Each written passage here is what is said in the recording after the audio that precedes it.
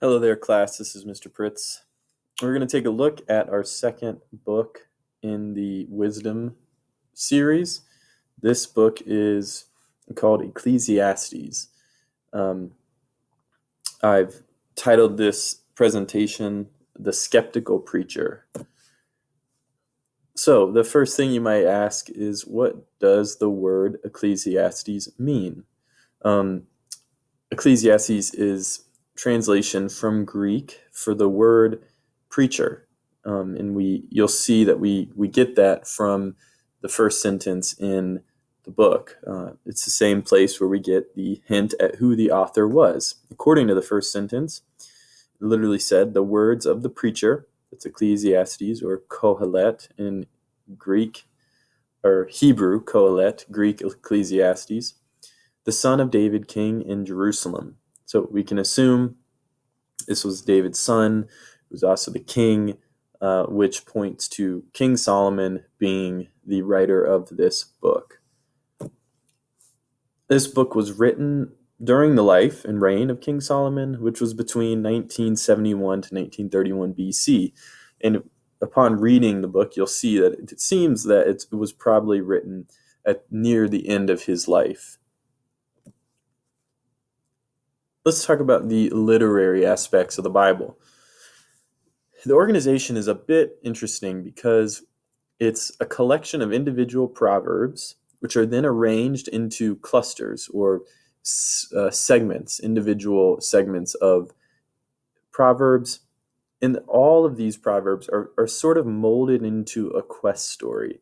Now, this book is not a narrative per se, but we will see that it's structured to sort of read as a narrative. As the writer is on a quest to find wisdom, he's organizing all of these individual sayings into clusters, and they sort of take us on a journey. The genres of Ecclesiastes. The first is a proverb, which means we should interact with the individual saying in the same way we do with the book of Proverbs. We just got finished studying the book of Proverbs, and we spent some time there at the end picking out individual sayings, those 1 or 2 line sayings, and just thinking about it, looking at it, and trying to figure out exactly what these sentences mean. The book is largely poetry, which means the book consists of images and figures of speech. We spent a lot of time learning about poetry from reading the Psalms, and so we need to simply apply what we know about how biblical poetry works. Parallelism, imagery, metaphor, simile, all those tools we'll be using as we read this book. The book also has a journal-like recollections.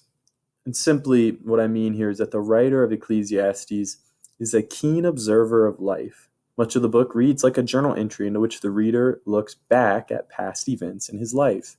So similar to Psalms and also Proverbs, the writer of Ecclesiastes has observed life and has put together these sayings of wisdom, these sayings of his experience. He's put them together into this book, sort of like a journal.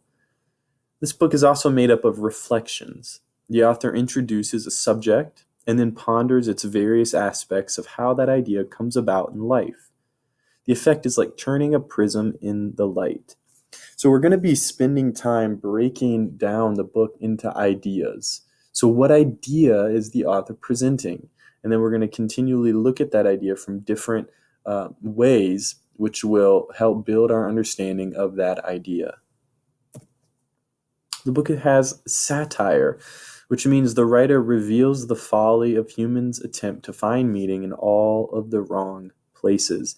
So if we remember, satire reveals or holds somebody up to be rebuked or to see the negative side of that thing, and that is true with the book of Ecclesiastes. It's showing that this writer has searched for wisdom in all of these places during his life, and he has not been able to find it. And not only has the writer sought out these things, but we as humans have sought for wisdom in all of these places, and we come up short over and over and over again. And rhetoric. The writer has a strong, persuasive tone. He's attempting to persuade the reader of the futility of life under the sun and the glory of life above the sun. So we have two parallels here. Under the sun, meaning earth, and above the sun, meaning the place where God is, the supernatural realm. So we have those two opposite sides being played out throughout the entire story. And 4 tips for reading the book of Ecclesiastes. Number 1, we must decide if each passage is positive, above the sun, or negative, under the sun. Only if we place a unit in its correct category can we understand what is being asserted. So while there's a lot of negativity in this book, a lot of things under the sun that are not leading to satisfaction and fulfillment and wisdom, there are glimpses of positive aspects which are above the sun. They're the realm in which God is and where we should also set our minds. Number 2, we need to read slowly and allow the poetic nature of the book to draw us into the text. We learned how to do this while reading the Psalms and also the Proverbs. We need to read slowly. Number 3, we must become the traveling companion of the quester as he pursues his mad quest to find meaning and satisfaction in all the wrong places. We must also realize with the writer that the conclusion to this search is to put God and the supernatural reality at the center of life.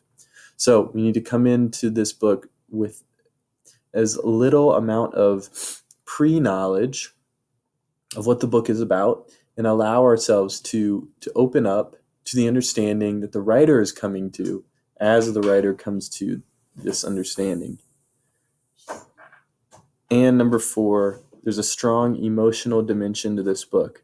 The author intends not only to inform our mind, but also to get us to feel the emptiness of life under the sun and the satisfaction of life with God at the center. We must share the author's mood.